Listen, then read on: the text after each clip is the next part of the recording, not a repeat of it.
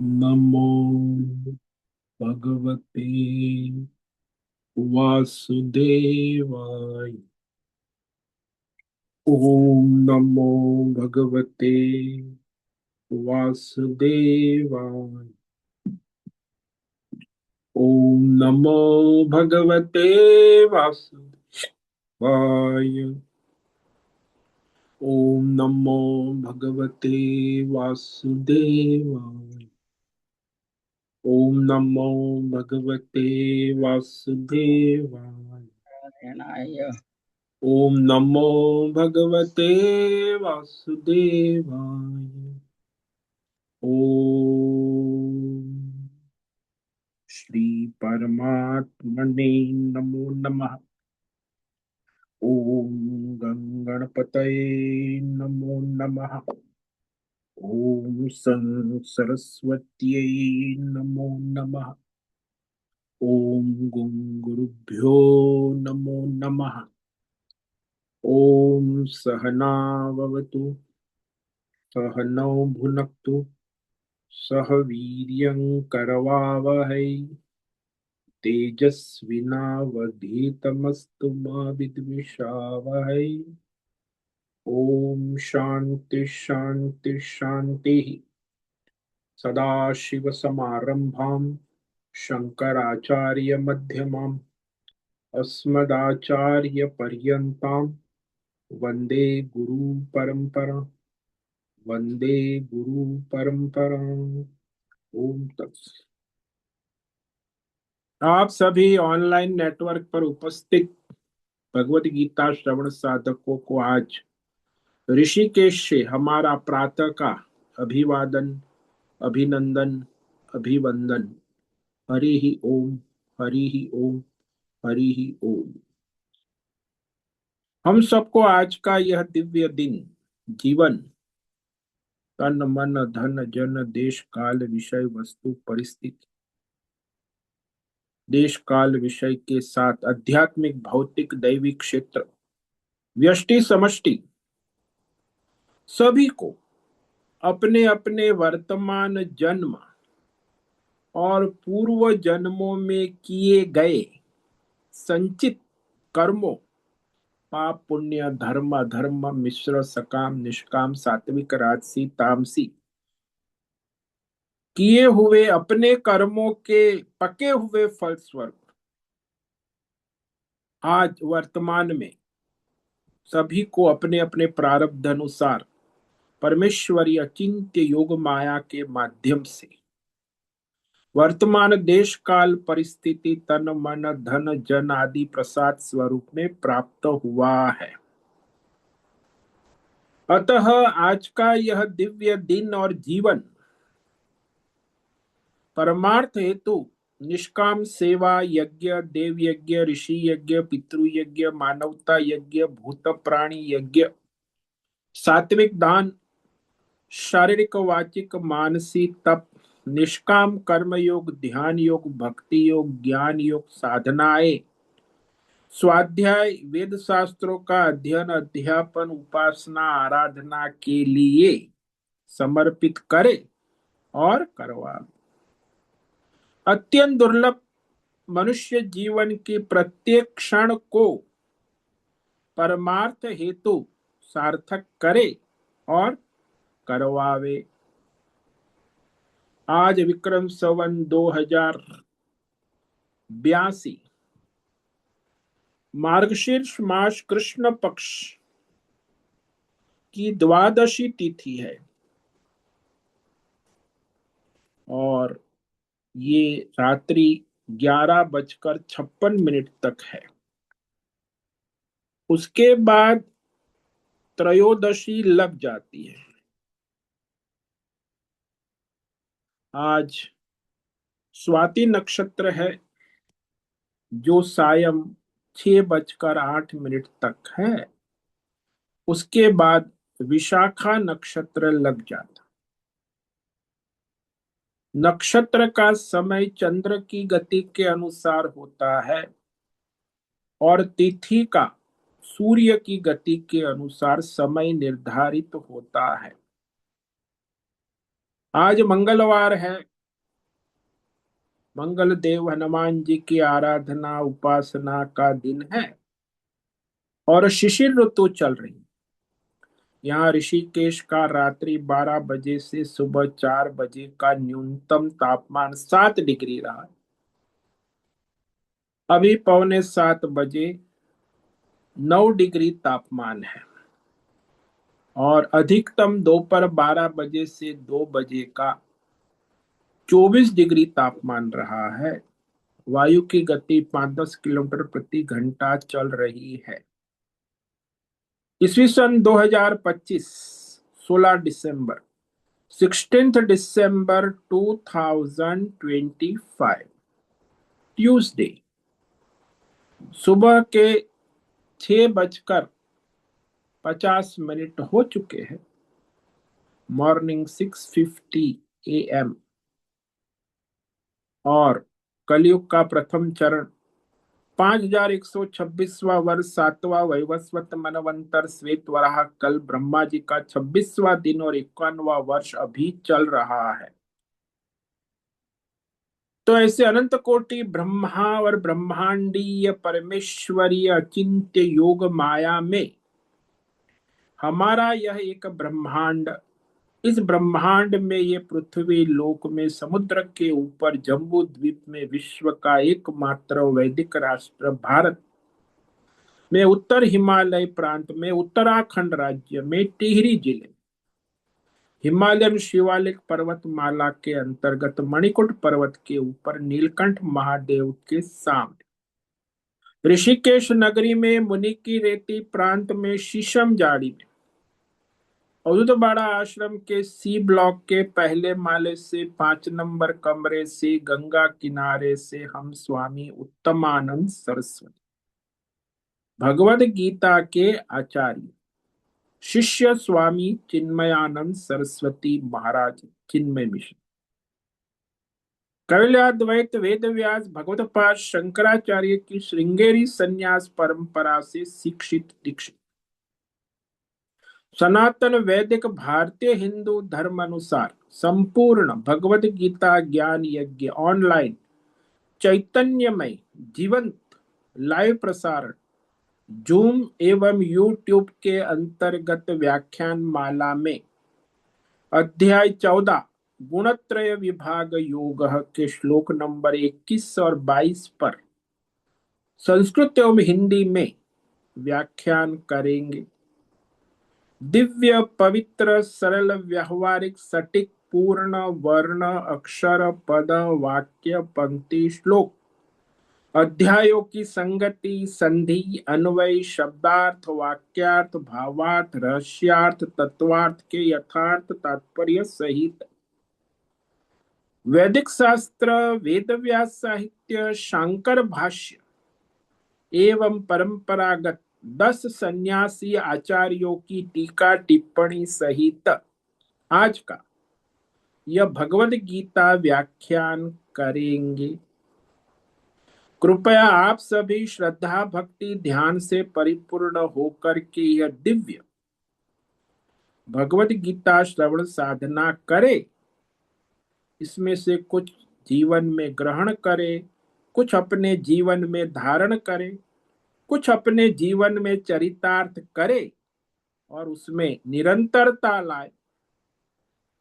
अपनी अपनी आध्यात्मिक भौतिक दैवीय अशांति द्वंद्व मोह विक्षेपों से रहित होकर के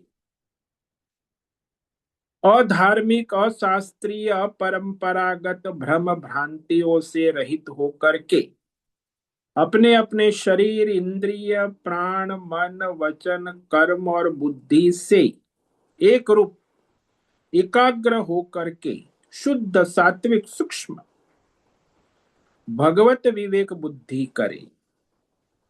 वेद शास्त्र एवं आचार्य परंपरा अनुसार विवेक करे और करवावे। पुनः पुनः इस व्याख्यान का श्रवण करे, मनन करे, चिंतन करे, लेखन करे, चर्चा विचारणा करे, प्रचार प्रसार करे, लिंक भेजे, ग्रुप में शेयर करे। अपना और सबका परम कल्याण करे और करवावे। ओम तत्सत। ओम ओम ओम। तो हमने कल श्रीमद् भगवत गीता अध्याय 14 गुणत्रय विभाग योग के श्लोक नंबर 21 पर विवेक विचार किया था, जिसमें अर्जुन भगवान से गुणातीत के विषय में 3 प्रश्न पूछते हैं कि जो गुणातीत है उसकी स्थिति, उसके लक्षण क्या है, उसे कैसे पहचाना जाता है, और दूसरा प्रश्न पूछा है वह कैसे इस संसार में व्यवहार करता है, प्रारब्ध अनुसार वर्तमान देश काल परिस्थिति में आचरण करने वाला कैसा व्यवहार करता है, और वह गुणातीत 3 गुणों को किस प्रकार, किस साधना तप उपासना से पार कर जाता है। तो ये 3 प्रश्न अर्जुन ने पूछे हैं। अर्जुन उवाच कैर्लिंग स्त्रीन् गुणानीतान् अतीतो भवति प्रभो किमाचार कथं चैतान् त्रीन् गुणान् अतिवर्तते।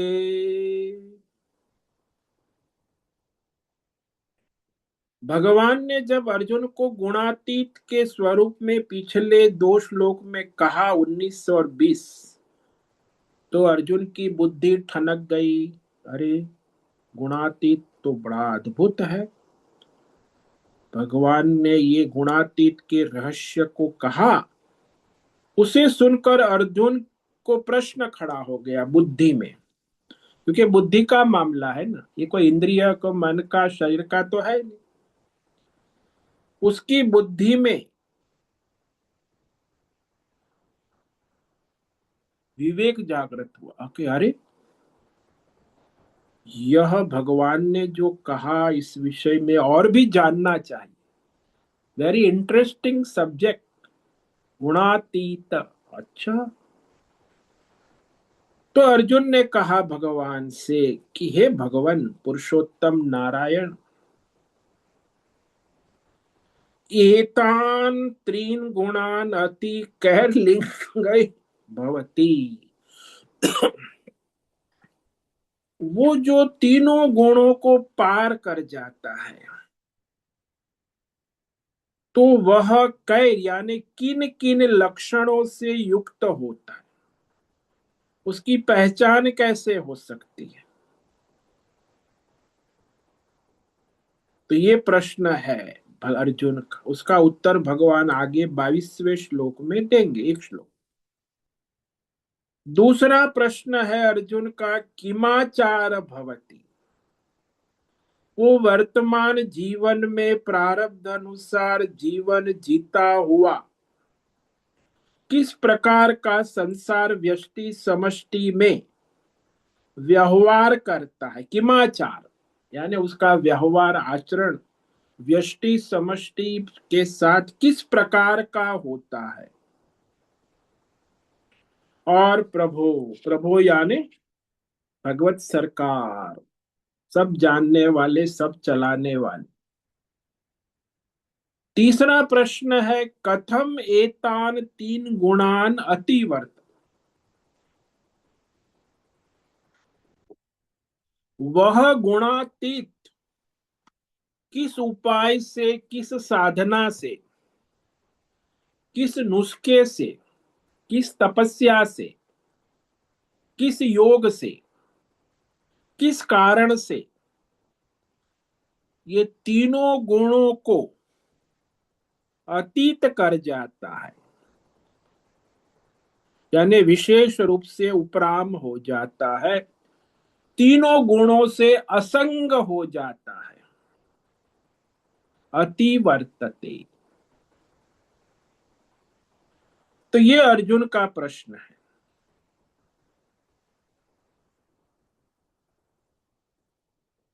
कि वह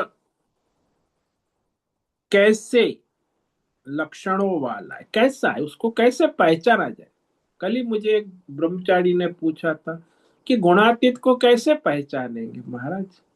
मैंने कहा उसके लिए तुझे गुणातीत होना होगा।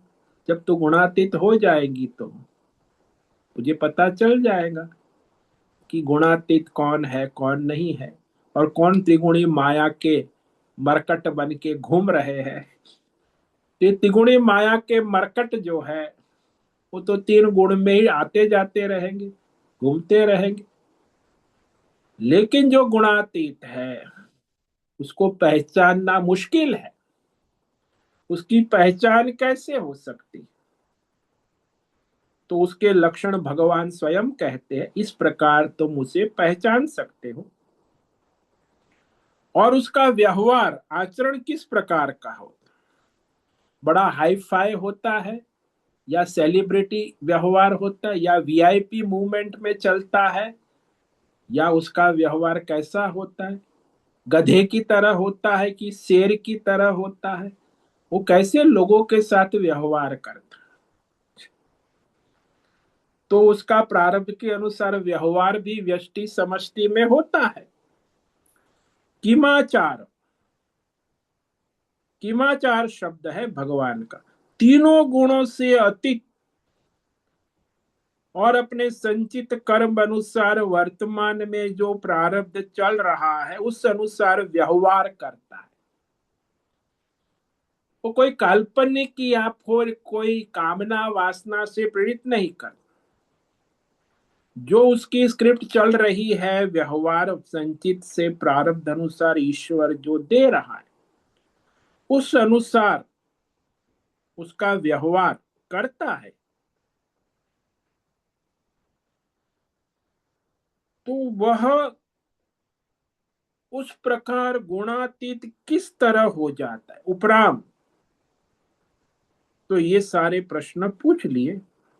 हालांकि ये भगवान को अर्जुन पूछ रहे, इस विषय में चर्चा हो चुकी है।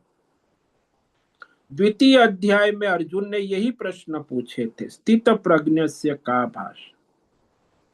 तो द्वितीय अध्याय में भी यही प्रश्न पूछे थे, भगवान ने उसको उत्तर दिया था। फिर 12वें अध्याय में अर्जुन ने यही प्रश्न, भक्त का लक्षण क्या है, अनन्य भक्त। तो भगवान ने 12वें अध्याय में भी उसको श्लोक नंबर 12 से 20 तक अनन्य भक्त, खाली पर्यायवाची शब्द है, स्थित प्रज्ञ, अनन्य भक्त, दैवी गुण संपन्न या आत्मज्ञान, वही 12वें अध्याय में 36 लक्षण कहे थे, वो भी गुणातीत के ही है। फिर 13वें अध्याय में कहे थे ज्ञान के विषय में, अमानित्व मदम 20 लक्षण, ये भी गुणातीत के हैं, क्योंकि वही गुणातीत हो सकता है ना जिसमें ये 20 लक्षण हो, नहीं तो वो माया के चक्कर में घूमता रहेगा। तो 13वें अध्याय में भी जो कहा है अमानित्व मदम भित्वम 20 लक्षण, वही यहाँ अर्जुन पूछ रहे हैं। और आगे भी कहेंगे 16वें अध्याय में, अभयम सत्व संशुद्धि ज्ञान, दैवी गुण संपन्न, तो वो भी गुणातीत के ही लक्षण होते हैं। तो इस प्रकार यहाँ भगवान वही कह रहे, क्योंकि ये विशेष स्पष्टता के लिए प्रश्न होता है, क्योंकि एक बार में तो बुद्धि में बात बैठती नहीं। क्योंकि जो लोग तमोगुणी है, रजो, अर्जुन तो रजोगुणी है ना, वो एक बार में उसकी बुद्धि में बात बैठेंगी नहीं। तो रजोगुणी को बार बार समझाना, तमोगुणी तो उससे भी बार। जैसे हम स्कूल में पढ़ते थे तो जो विद्यार्थी ठीक से श्लोक नहीं लिख पा रहा है तो उसे गुरुजी कहते 100 बार लिख के आना, तो 100 बार लिख के आएगा, फिर उसे वो श्लोक याद हो जाए। फिर जो सामान्य विद्यार्थी है उसे कहेंगे अरे तुझे अभी याद नहीं हुआ, 10 बार लिख के आना, तो रजोगुणी है, उसे 10 बार फिर याद हो जाए। और दूसरा विद्यार्थी हो तो एक बार सुन के याद, सत्वगुणी है ना, तो उसे दोबारा कहने की जरूरत नहीं पड़ती। इसलिए तीनों प्रकृति के विद्यार्थी गुरुकुल में संसार में होते हैं। और अर्जुन जो यहाँ है वो रजोगुणी, उसमें अभी शुद्ध सत्व तो दूर की बात, सत्व गुण थोड़ा है, लेकिन रजोगुण का प्राधान्य है। इसलिए अर्जुन बार बार प्रश्न करते स्पष्ट होने के लिए।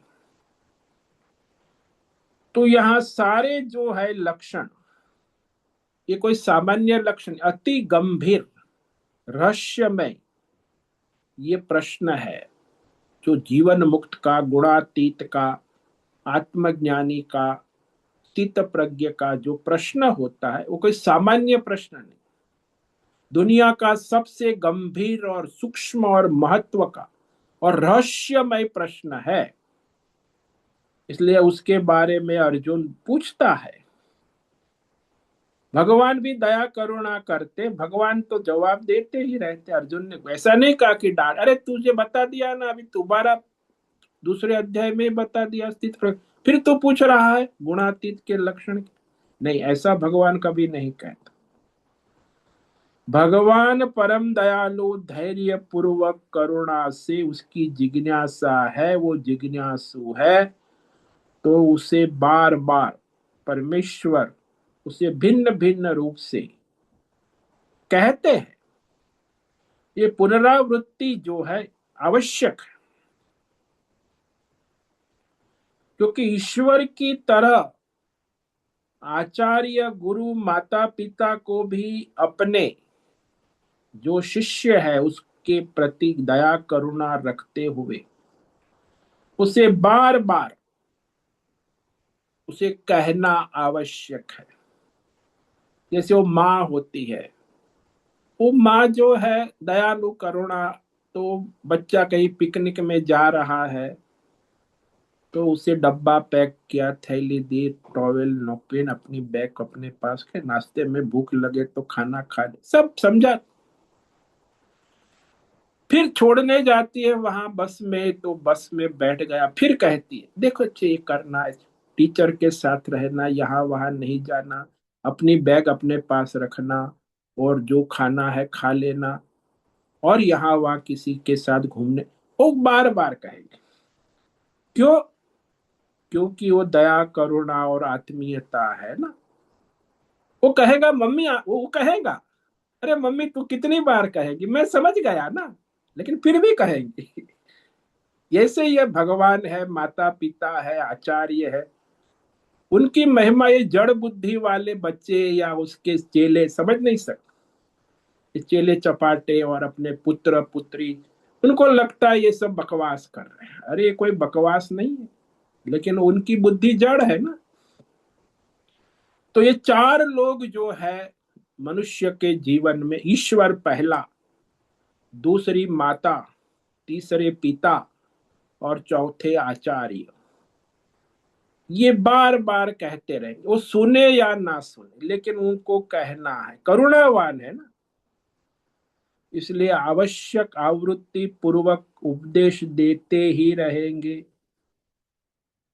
कई बार तो कहे मेरे कान पक गए मम्मी, कितनी बार कहेंगी तू, अरे कर पक गए फिर भी सुन, सुना नहीं है करेगा भी नहीं, लेकिन वो मां कहे। तो इस प्रकार भगवान भी अर्जुन को कह रहे हैं दया से करुणा से। और अर्जुन प्रश्न पूछ रहा है। अब भगवान अर्जुन के पहले प्रश्न का उत्तर देते हैं, क्योंकि उसकी पहचान कैसे करें, उसका ड्रेस क्या है, उसका ड्रेस कोड क्या है, उसकी चाल चलन क्या है, उसकी वाणी क्या है, उसके सर पे क्या सिंग निकल आते हैं, टोपी क्या आता है, गुणातीत को कैसे पहचाने, उसकी पहचान क्या है।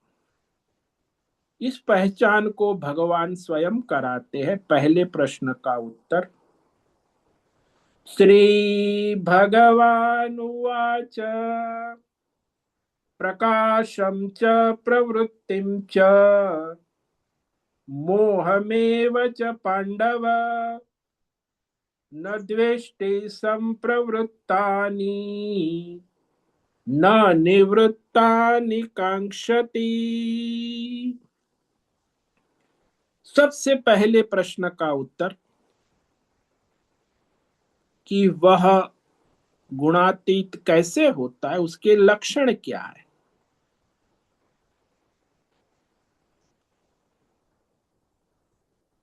भगवान ने कहा पांडव। पांडव इसलिए कहा कि पांडु वंश में उत्पन्न हुआ है, तो कुल से पहचाना जाए। हमारे सनातन धर्म में कोई भी मनुष्य उसके कुल, परिवार और उसके परंपरा से पहचाना जाता। ये अंग्रेजी और विदेशी यूरोपियन या राक्षसों की तरह नहीं कि व्यक्तित्ववाद। एक व्यक्ति, बाप का नाम भी पता नहीं है, क्या पढ़ने में, बस मैं, I am Tom Dick Harry. ये टॉम डिक हैरी ने तो सारी दुनिया को बर्बाद कर दिया। अरे हमारे सनातन धर्म में भी अभी सब बच्चे अपने बस मैं देवदत्त। अरे मैं, तेरे बाप का नाम क्या है, तेरी सरनेम क्या है, ब्राह्मण क्षत्रिय कौन है, वो पता ही नहीं। पांडव वंश का नाम होना पहले चाहिए, फिर उसके पिता का नाम होना, फिर उसका नाम होना। कहां से आया, आसमान से आ गया क्या। लेकिन मैं देवदत्त, ये अहंकार, अंग्रेजों की परंपरा। तो पहले कुल से मनुष्य पहचाना जाए, पिता के, और बाद में पुत्रार्थ। इसलिए भगवान उसे संबोधन करते पांडव। अरे पांडु वंश में उत्पन्न हुआ अर्जुन, सुनो। प्रकाशम च प्रवृत्तिम च मोहमेव च संप्रवृत्तानि द्वेष्टि न च निवृत्तानि कांक्ष। पूरा वाक्य, पूरा श्लोक ही एक ही श्लोक में संपूर्ण उत्तर दे कि जब गुणातीत में सत्व गुण का प्रकाश उत्पन्न होता है, तेज, ऊर्जा, चैतन्य, और जब उसमें रजोगुण का कार्य प्रवृत्ति उत्पन्न होती है, और जब उसमें तमोगुण का कार्य अज्ञान, मोह उत्पन्न होता है, तो उस समय प्रारब्ध अनुसार वह इस तीन गुणों को साक्षी रूप में देखते हुए इन तीन गुणों को प्रवृत्त होने पर किसी भी गुण से द्वेष नहीं करता, और प्रारब्ध अनुसार तीन गुण निवृत्त होने पर किसी भी गुण की आकांक्षा नहीं करता, पुनरावृत्ति नहीं चाहता, बस आया और गया। तीनों गुण आया राम प्रारब्ध के अनुसार आते जाते रहते। उसमें वो किसी को न पकड़ता है, न किसी को धक्का मारता है, तो किसी को नहीं ऐसे कि भाई सत्व गुण बना रहे, ऐसा नहीं करता। प्रारब्ध के अनुसार जो गुण आया सो आया, जो गया सो गया, प्रत्येक क्षण बदलता रहता है। इसलिए वो किसी भी गुण के प्रति न द्वेष करता है, न किसी भी गुण के प्रति आकांक्षा करता है कि ये बना रहे। तो इस प्रकार भगवान ने यहां स्पष्ट कर दिया कि वह संपूर्णतः वर्तमान में व्यष्टि समष्टि प्रारब्ध व्यवहार करता हुआ राग और द्वेष से रहित रहता है। उसे किसी भी देश काल परिस्थिति, किसी भी गुण में न राग होता है न द्वेष होता है, न द्वेष्टि न कांक्षति, कांक्षति यानी राग भी। तो संपूर्णतः राग द्वेष से रहित रहता है। जैसे वो शिशु होता है ना, माता के साथ 1 साल का शिशु, उसे किसी के व्यवहार से राग द्वेष नहीं हो। कोई उससे सदव्यवहार करे, दुर्व्यवहार करे, क्योंकि वह असंग है ना, उसका अंतकरण अभी प्रवृत्त नहीं हुआ है राग द्वेष में। शिशु का तो अंतकरण प्रवृत्ति नहीं हुआ है, लेकिन गुणातीत का तो अंतकरण प्रवृत्त है, चल रहा है, तभी भी उसे राग द्वेष नहीं।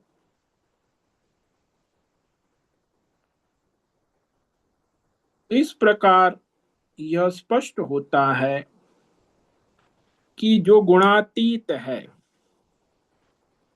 संपूर्णतः राग द्वेष से रहित प्रारब्ध अनुसार वर्तमान में अपना स्वधर्म कर्म निष्काम भाव से करता रहता है।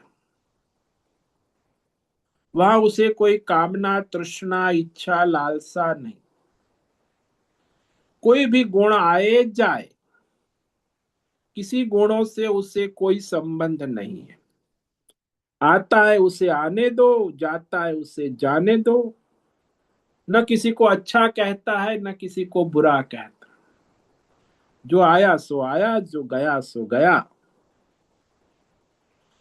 व्यष्टि हो या समष्टि हो, कहीं भी वो राग द्वेष नहीं करता, लेकिन अपना स्वधर्म करता है प्रारब्ध अनुसार। कभी कभी वह व्यष्टि समष्टि दोनों स्तर पे कार्य करता है, लेकिन वहां वह प्रारब्ध के अनुसार ही होता है। और उसका जो व्यवहार है वो जैसे वो नाटक में ड्रामा होता है तो कलाकार जैसे नाटक करता है, ऐसे ही उसका भी ये नाटक है, ड्रामा है। उसको पता है कि ये स्वप्नवत है, ये नाटक है, ये ड्रामा, इसमें वास्तविक सत्यता कुछ नहीं है। एक काल्पनिक ड्रामा है। मेरा जीवन और ये संसार स्टेज सारा ड्रामा है, इसमें वास्तविकता कुछ नहीं है। फिर भी जो मेरा रोल है स्टेज के ऊपर है, तब तक करना है तो करता है। स्टेज से उतर गया तो कोई रोल नहीं, लेकिन जब तक स्टेज में है तो तीन गुण आएंगे, और तीन गुण के अनुसार उसे उचित प्रारब्ध व्यवहार करना होगा। तो यहाँ ये भगवान इस श्लोक में स्पष्ट करते हैं कि उसका लक्षण ये कोई भौतिक नहीं है, आध्यात्मिक नहीं, दैवी नहीं है, शारीरिक नहीं है, वाचिक नहीं। ये है सूक्ष्म अंतकरण की वृत्ति। उसमें भी बुद्धि का विवेक है। तो सूक्ष्म अंतकरण की स्थिति विवेक पूर्वक जानी जाती है। तो हमारे अंदर क्या स्थिति, हमारे अंतकरण की वृत्ति हम स्वयं जान सकते हैं, लेकिन सामने वाले के अंतकरण में क्या हो रहा है उसे हम ठीक से नहीं जान सकते। हाँ, अनुमान कर सकते उसकी वाणी व्यवहार से, विचार से, कि इसका अंतकरण तमोगुणी है, रजोगुणी है, लेकिन यथार्थ पता नहीं चलेगा। वो स्वयं देखेगा अंदर, उसको पता चलेगा। वो भीतर कोई झांक कर देख नहीं सकता। सब अपने अपने अंतकरण में क्या हो रहा है वो तो स्वयं ही जाने। तो अंतकरण में जो वृत्तियां उत्पन्न हो रही है उसे वह स्वयं ही जान सकता है।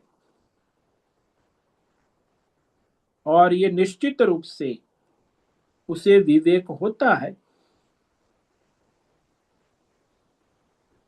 दूसरे के अंतकरण का प्रत्यक्ष अनुभव किसी को नहीं होता, स्वयं ही अपने अंतकरण का हमें प्रत्यक्ष अनुभव होता।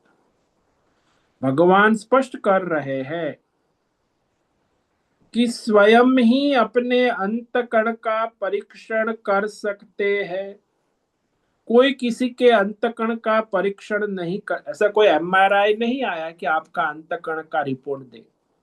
वो तो आप ही स्वयं परीक्षण कर सकते। स्वयं ही अपनी अंतकरण की स्थिति का पता लगाना, ये बहुत बड़ी बात।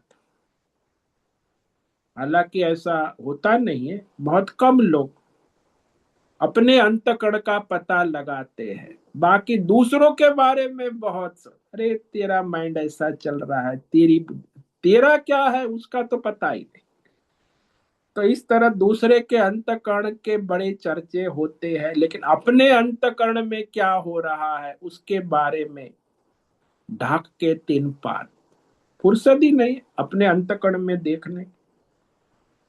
तो इस तरह वह भ्रमित रहता। हालांकि स्वयं ही परीक्षण करने योग्य है।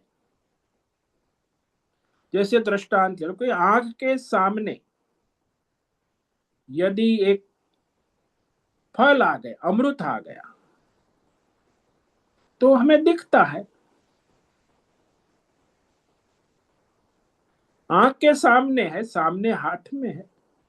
लेकिन कोई हमारे पीठ के पीछे खड़ा रहकर हाथ में अमृत लेके खड़ा है तो हमें नहीं दिखे, क्योंकि हमारी नेत्र की सामर्थ्य जो सामने है उसे देखने की, लेकिन पीठ के पीछे है उसे देखने की सामर्थ्य नेत्र में नहीं है।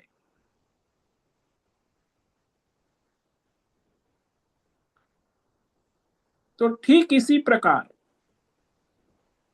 जब हमारा स्थूल सूक्ष्म शरीर के साथ संबंध है जीते जी, तब तक हम अपने स्थूल सूक्ष्म शरीर का विवेक, निरीक्षण, परीक्षण प्रत्यक्ष भान पूर्वक कर सकते हैं, दूसरा नहीं कर सकते। आपके पेट में दर्द है, क्या आपकी माँ को पता चलेगा?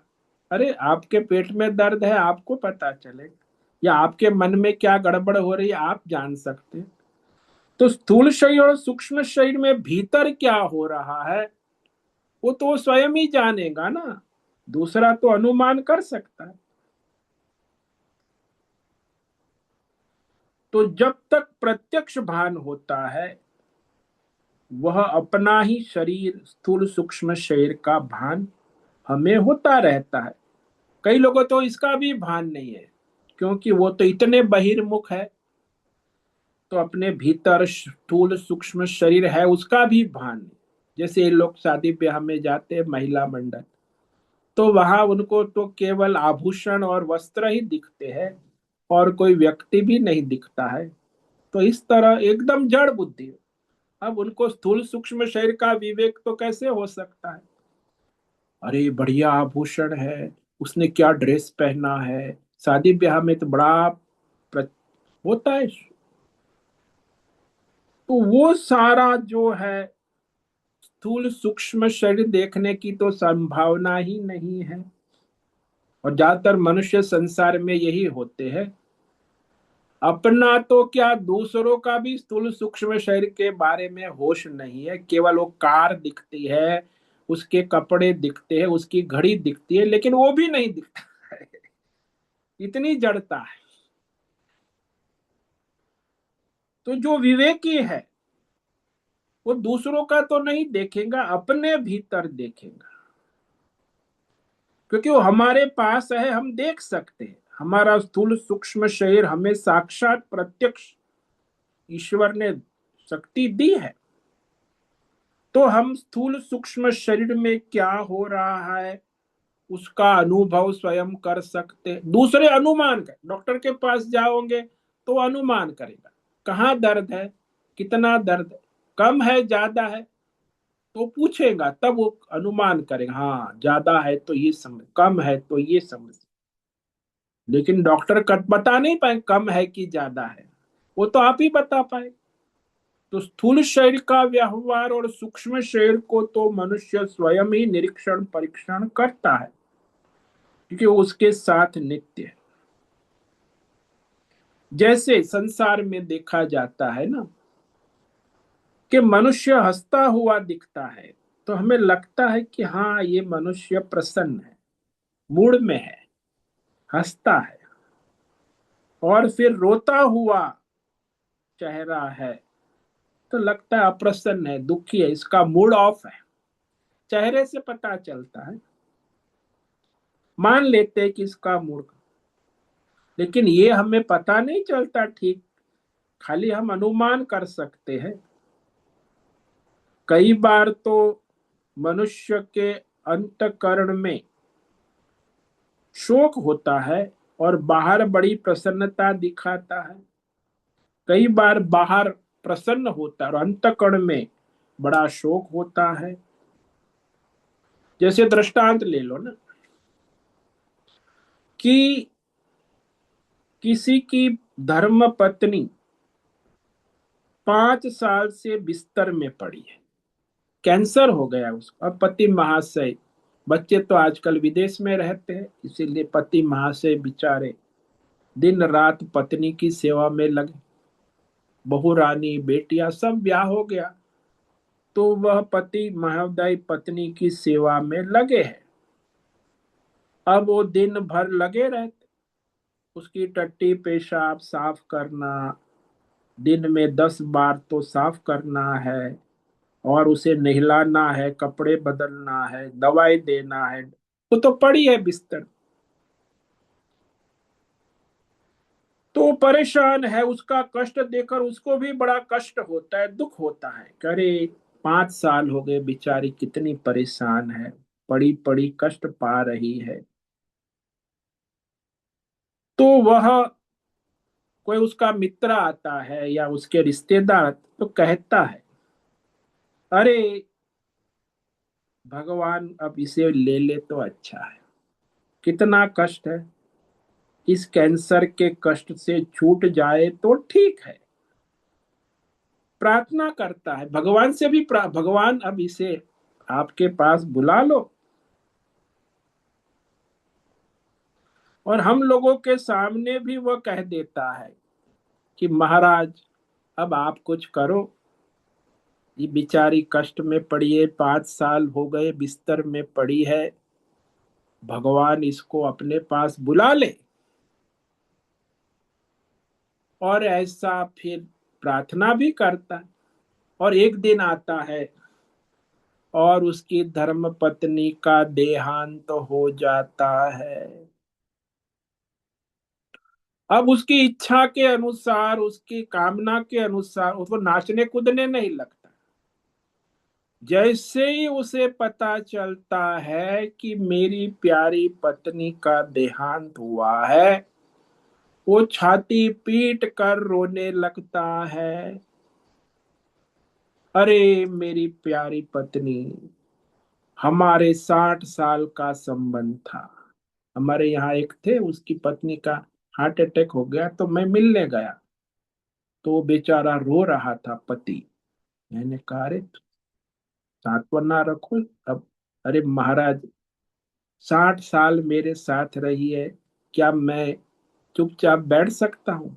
मेरा शोक आप कैसे समझ सकते? हाँ सही बात, 60 साल पत्नी के साथ रहा है, अभी उसका शोक आंख में से धारा, शोक वो प्रकट कर रहा है, तो करने दो। तो पत्नी मर गई, रोता है, बिलखता है। तो उसके जो मित्र है, उसके जो रिश्तेदार है, समझते हैं कि अरे ये तो बड़ा दुखी हो रहा है, पहले तो प्रार्थना कर रहा था कि भगवान इसको उठा ले, अब मर गई तो देखो, पीटने छाती पीट पीट कर रोने लगा।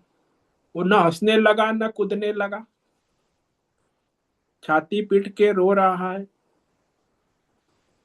ऐसा भी नहीं कहते कि अच्छा हुआ भगवान आपने उठा लिया, क्योंकि वह उसका जो विवेक है, जानता है, उसके अंदर वो भावना है, तो वह उसे रोक नहीं सकता। इसलिए उसकी पत्नी उसके अनुकूल होने पर भी, पत्नी की मृत्यु होने पर भी रोता ही दिखता है, शोकान्वित ही दिखता है। जिसने उसकी पहले प्रार्थना भी की थी, भगवान ने सुनी है, वह जानता है, समझता है, फिर भी वो पति महाशय शोक और दुख में डूब जाता है, इतनी बुरी तरह से शोकान्वित। तो होना ये सीधी बात है, मैं 50-60 साल उसके साथ रहे, उसकी सेवा ली, सेवा दी, दोनों एक दूसरे के दो हाथ की तरह रहे, तो अब उसके लिए पहले जो प्रार्थना कर रहा था वो तो भगवान ने सुन ली, जानता है, किंतु वह उस समय अपने दुख और शोक को प्रकट करने लगता है। भीतर अंतकरण वृत्ति से प्रसन्न है कि चलो भाई पत्नी इस कैंसर के कष्ट से छूट गई, लेकिन बाहर वो शोक विलाप कर रहा है। तो इसी दृष्टांत के अनुसार अब ठीक इसी प्रकार तीन गुणों से अतीत पार जो गुणातीत है, यदि हम उसको पास से देखें तब तो हमें लक्षण भी प्रतीत हो सकते हैं कि उसके स्थूल शरीर सूक्ष्म शरीर में क्या लक्षण है। ठीक ऐसे ही जैसे पति प्रार्थना कर रहा था, बोल रहा था, भगवान ने सुनी, परंतु वह सुनने के कारण हम जानते हैं कि वह रोते हुए भी रो नहीं रहा है। इसलिए जो गुणातीत है, दीर्घ काल तक संसारी उसके साथ रहकर ध्यान पूर्वक धीरे धीरे पता लग जाएगा कि वह गुणातीत के अंदर सुख के प्रति राग नहीं है और दुख के प्रति द्वेष नहीं रहा है। सुख और दुख दोनों में, क्योंकि सामान्यतः अज्ञानी मनुष्य होता है, उसे हमेशा सुख में राग होता है और दुख में द्वेष प्रकट होता ही है। लेकिन गुणातीत में वास्तव में वह राग द्वेष नहीं होता, वह स्वयं अपने भीतर अंतकरण में सुखी दुखी नहीं होता। सुखात्मक वृत्ति दुखात्मक वृत्ति है या नहीं ये तो बिल्कुल प्रत्यक्ष हो जाता है, स्वयं अनुभूति होती है। लेकिन अंतकरण में जब ये सुखात्मक दुखात्मक वृत्ति से रहित, राग द्वेष से रहित है, तो वो गुणातीत। तो ये लक्षण स्वयं ही अनुभव कर सकते हैं, दूसरे के अंदर क्या हो रहा है वो तो संभव नहीं। फिर दूसरे के शरीर में क्या कष्ट है वो भी उसी को पता है। उस स्थूल शरीर का भी पता नहीं चल पाता हमें, तो सूक्ष्म शरीर का कैसे पता चले। ले स्थूल सूक्ष्म शरीर में क्या हो रहा है वो तो मनुष्य स्वयं ही विवेक कर सकता है, दूसरे लोग केवल अनुमान लगा सकते हैं। तो इस प्रकार यह भीतर से सुखी है या दुखी है उससे रहित है, प्रारब्ध अनुसार जो हो रहा है आ रहा है, जहां साक्षीवत उपराम रहता है, यानी द्वंद्वों में विचलित नहीं होता। प्रारब्ध के अनुसार आएंगे, द्वंद्व तो आना ही है और जाना भी है, तो निरंतर वह द्वंद्व से रहित प्रारब्ध अनुसार अपना जीवन निर्वाह करता रहता है। यह भगवान ने कहा प्रकाशम, इस पर हम कल विचार करेंगे। प्रकाशम प्रवृत्तिम मोहम, ये तीनों जो है सत्वगुण रजोगुण तमोगुण के लक्षण है। तो आज हमने ये जो है भगवान ने अर्जुन के पहले प्रश्न का उत्तर देना शुरू किया है कि गुणातीत के लक्षण परिचय क्या है, पहचान कैसे हो सकती। हालांकि कठिन है, हो नहीं सकती, आप गुणातीत हो गए तो हो जाएगी, लेकिन फिर भी भगवान कहते गुणातीत में ये तीन गुणों का व्यापार होते हुए भी किसी भी गुण के प्रति उसे राग नहीं है और किसी के गुण के प्रति उसे द्वेष नहीं, यानी 100% राग द्वेष से रहित भगवतमय रहते हैं। यही कहा भगवान। श्री भगवानुवाच प्रकाशम च प्रवृत्तिम च मोहमेव च पांडव न द्वेष्टे संप्रवृत्तानि न निवृत्तानि कांक्षते। पांडव, सुनो तुम्हारे पहले प्रश्न का, किस गुणातीत का परिचय, उसका लक्षण। उस गुणातीत के जीवन में प्रारब्ध के अनुसार वर्तमान में जो सत्व गुण उदय होता है या रजोगुण उदय होता है या तमोगुण उदय होता है, तो तमोगुण के, रजोगुण के, सत्व गुण के प्रवृत्त होने पर न उसमें वो राग करता है न द्वेष करता, और निवृत्त होने पर भी न उसमें राग करता है न द्वेष करता, यानी तीनों गुण का साक्षी दृष्टा होकर असंग रहता है। जैसे कलाकार है, किसी भी स्क्रिप्ट के प्रति राग द्वेष नहीं करता, जैसी स्क्रिप्ट है वैसी स्क्रिप्ट वो प्ले करता है। सात्विक स्क्रिप्ट है तो सात्विक, राजसी है तो राजसी, तामसी, उसमें वो राग द्वेष नहीं करता, स्क्रिप्ट बदलता नहीं, जैसी है वैसी। ऐसे गुणातीत भी अपनी स्क्रिप्ट है, ईश्वर ने निर्धारित किया, प्रारब्ध है, प्रारब्ध को बदलने की कोशिश नहीं करता, वर्तमान देश काल को बदलने की कोशिश नहीं करता। जैसा है ऐसा देश काल विषय प्रारब्ध प्रकृति स्थूल सूक्ष्म शरीर जो जैसा है वैसा का वैसा उसे राग द्वेष रहित स्वीकार कर अपना उचित व्यवहार कर लेता है। ओम नमो नारायणाय, ओम नमो नारायणाय, ओम नमो नारायणाय, ओम नमो नारायणाय, ओम नमो नारायणाय। कायेन वाचा मनसेन्द्रियैर्वा बुद्ध्यात्मना वा प्रकृते स्वभावात् करोमि यद्यत् सकलं परस्मै नारायणायेति समर्पयामि। ओम सर्वे भवन्तु सुखी, सर्वे सन्तु निरामयाः, सर्वे भद्राणि पश्यन्तु, मा कश्चित् दुःखमाप्नुयात्, अस्तु मा सद्गमय, तमसो मा ज्योतिर्गमय, मृत्योर्मा मृतंगमय। ओम पूर्णमद पूर्णमिदं पूर्णात् पूर्णमुदच्यते पूर्णस्य पूर्णमादाय पूर्णमेवावशिष्यते। ओम शांति शांति शांति। शंकरं शंकराचार्यं केशवं बादरायणं सूत्र भाष्य कृतौ वंदे भगवन्तौ पुनः पुनः।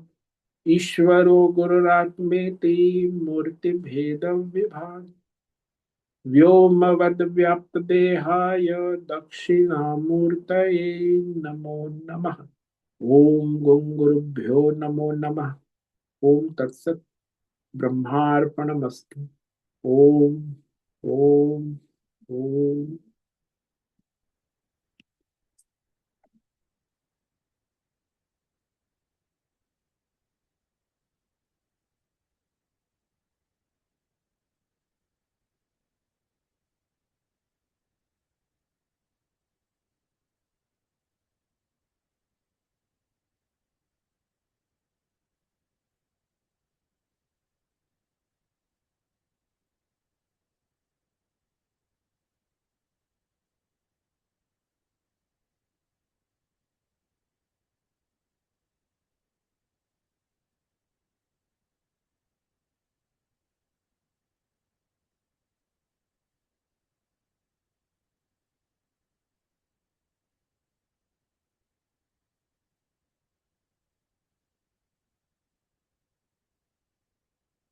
अभी समय है प्रश्नोत्तरी का, किसी भी साधक को प्रश्न है वो अभी प्रश्नोत्तरी कर सकते हैं।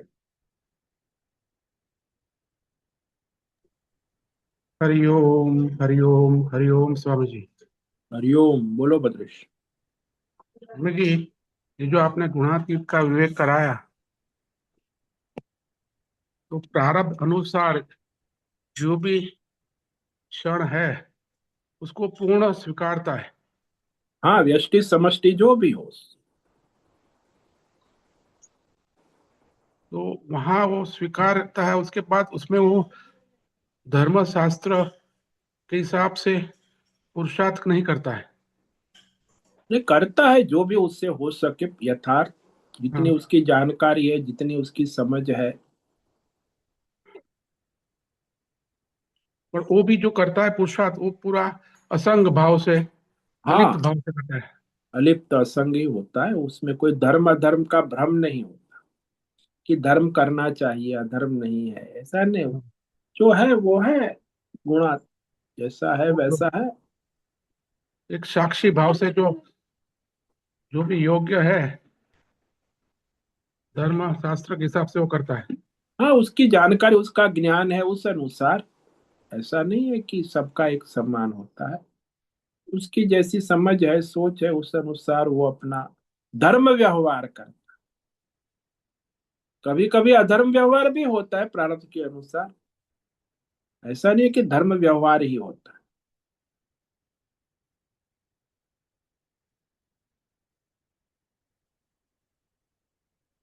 तो प्रारब्ध कैसा है उस अनुसार उस समय देश काल परिस्थिति में।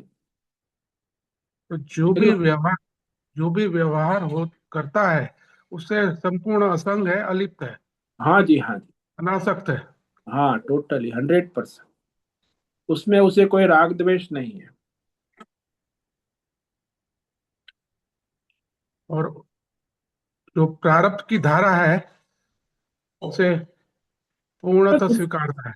उसमें बहता है, फिर उससे अपने स्विमिंग करने की जरूरत नहीं है। अज्ञानी वो स्विमिंग करता है ना प्रारब्ध की धारा में, वो पुरुषार्थ करता है, इसको कोई पुरुषार्थ की आवश्यकता नहीं। वो प्रारब्ध की धारा में बहता है। ईश्वरीय है प्रारब्ध, वो जानता है।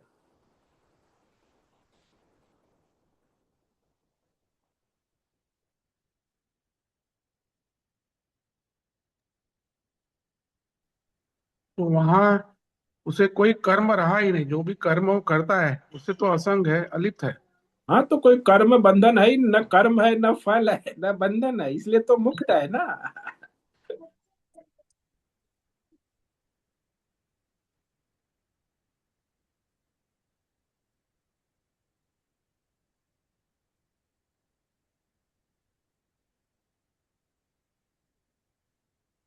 तो उसका अस्तित्व जो है गुणातीत का, एक खाली, क्या है उसका अस्तित्व, क्या है गुणातीत का? बस तो भगवत में है, और क्या अस्तित्व है, बस भगवान के साथ एक रूप है। और कोई अस्तित्व लौकिक नहीं है, सांसारिक नहीं है। भगवत में है। उसका लौक व्यवहारिक और लौकिक और सांसारिक अस्तित्व जो है वो वो लुप्त नहीं है। लुप्त हो नहीं है, लुप्त हो गया। हाँ, समाप्त हो गया, तभी तो मुक्त भगवत में है ना। खाली उसका अस्तित्व जो भी है वो भगवतमय है। हाँ, केवल भगवत में। तो ये जो व्यवहारिक सांसारिक अस्तित्व है उससे वो मुक्त हो गया। हाँ, गुणातीत हो गया, इसलिए सांसारिक व्यक्ति वो तो गुण में ही है ना, सत्व गुण रजोगुण तमोगुण। ये तो गुणातीत है। तो मुक्त होके भी उसमें वो प्रारब्ध प्रारब्ध के अनुसार वहन करता है। हाँ, बहता है, चलता रहता है जैसा प्रारब्ध है। उसमें कोई छेड़छाड़ नहीं करता कि ऐसा नहीं ऐसा होना चाहिए, ऐसा नहीं जैसा है वैसा प्रारब्ध है। प्रारब्ध के अनुसार सहज रहता है। कोई हम्म। पुरुषार्थ नहीं करता आगे पीछे कि ऐसा नहीं ऐसा करना चाहिए, ऐसा करेंगे तो ये सही होगा ये गलत। तो प्रारब्ध के अनुसार वर्तमान में जो आ गया उस अनुसार सहज में वो स्वीकार अस्वीकार करता है, बहता है, सहजता होती है, उसमें कोई सहजता, प्रयत्न नहीं होता। जो सहजता होती है उसमें शास्त्र का विवेक तो होता है ना। नहीं नहीं, फिर तो शास्त्र का और अशास्त्र का कोई विवेक का भी विशेष प्रयोजन नहीं रहता। जैसा आ गया वैसा, बालक है वो बालक खेलता है तो उसने क्या कर, शिशु है उसमें सहजता है, वो तो तोड़ फोड़ दिया उसने, किचन में गया तो क्या है, उससे क्या है वो सहज है। तो उसे धर्म अधर्म का विवेक है, बालक है, शिशु है, वो धर्म के अनुसार थोड़ी व्यवहार करेगा। शिशुवत कहा है ना, गुणातीत शिशुवत व्यवहार।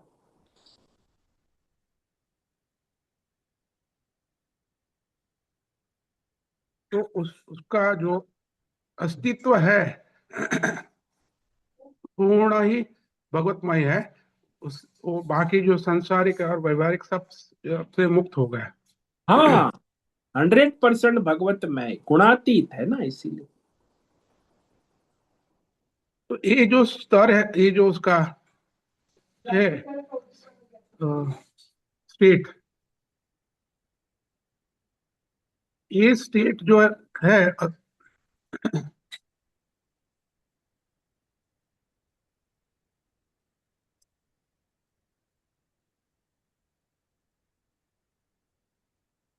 उस स्टेट में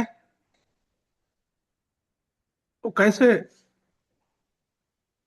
अपना अस्तित्व जो है उससे मुक्त है। अरे भाई, वो उस समय सीधी बात है कि वह अपना 3 गुण से रहित है, उसी तो वो मुक्त है। 3 गुण का संग ही नहीं, असंग है।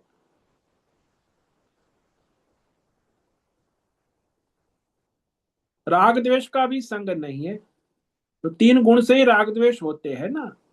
वो तो राग द्वेष से भी असंग है, 3 गुण से भी असंग है।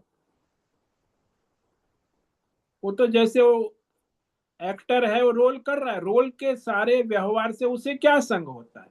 वो तो सुपरस्टार कलाकार, गुणातीत भी वैसे ही है, सुपरस्टार है। प्रारब्ध के अनुसार जो रोल है, स्क्रिप्ट है, वो जैसी है वैसी है, वो प्ले करता है। जो प्रकृति है वो प्रकृति से भी मुक्त है पूरा। हाँ हाँ, त्रिगुणात्मक ही है प्रकृति, व्यष्टि समष्टि कोई अलग थोड़ी है। वो क्षेत्र प्रकृति त्रिगुणों हाँ, का सबसे मुक्त है। व्यष्टि समष्टि सबसे मुक्त है। हाँ स्वामी जी, स्पष्ट हुआ। बहुत बहुत धन्यवाद। ओम नमो नारायणाय। ओम नमो नारायण।